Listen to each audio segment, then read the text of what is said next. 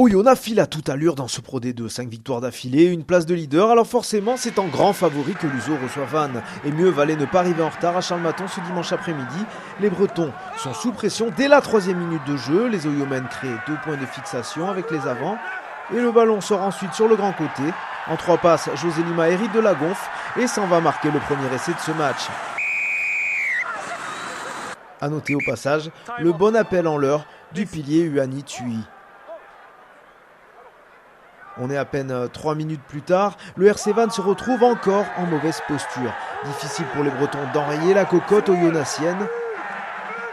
Tellement difficile qu'elle va finir par atteindre son but. Avec à la manœuvre, le talonneur Benjamin Gélédan. Ce premier quart d'heure est un calvaire pour le promu. 14-0, puis 19-0 après ce nouveau coup gagnant, conclu en bout de ligne par du Kojo.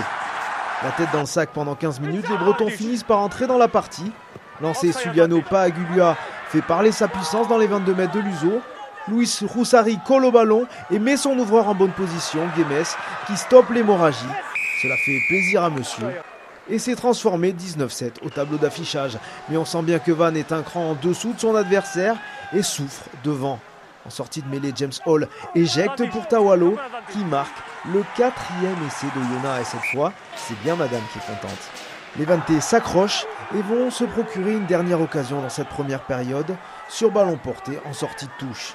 Et regardez bien, tout le monde vient mettre la main à la pâte et pas que les avants. Un effort récompensé puisque c'est un 3/4 qui termine l'action. Le premier centre, Kevin Burgo. L'essai est transformé par Guémes. 26-16 à la pause, les Bretons peuvent espérer. Mais leurs espoirs vont s'effondrer après cette touche perdue qui va être à l'origine d'un superbe mouvement des Oyomènes. McDonald allonge pour Ansel Pioun, lui l'habituel 3/4 centre délivre une passe astucieuse dans la profondeur. Le rebond est favorable à José Lima qui s'offre un doublé. La différence entre les deux équipes s'accentue au fil des minutes. Oyonnax déroule. Regardez ce beau offload de Viliami Mahafou. Ça va trop vite pour Vannes qui va craquer une 6e fois. Et c'est en bout de ligne de l'ancien Toulonnais, seuil tenu, même si l'essai n'est pas transformé. Le promu sait bien qu'avec 24 points de retard, il n'y a plus rien à espérer dans ce match, si ce n'est limiter la casse. Mais c'est trop compliqué face à cette équipe d'Oyonnax qui récite son rugby. La meilleure attaque de Pro D2 offre un récital à Charles-Maton. L'illustration avec cette séquence qui, vous vous doutez bien, va aboutir au 7e essai oyonnaxien, à coup sûr le plus beau de ce match.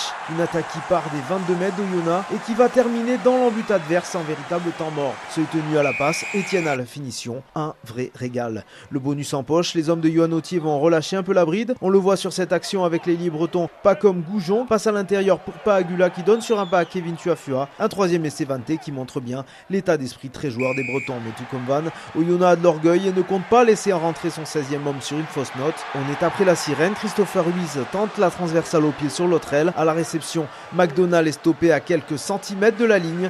Patrick Sobella le relais et marque le 8e essai de son équipe. 52-21 score final. Victoire bonifiée pour Oyonnax qui conforte sa place de leader.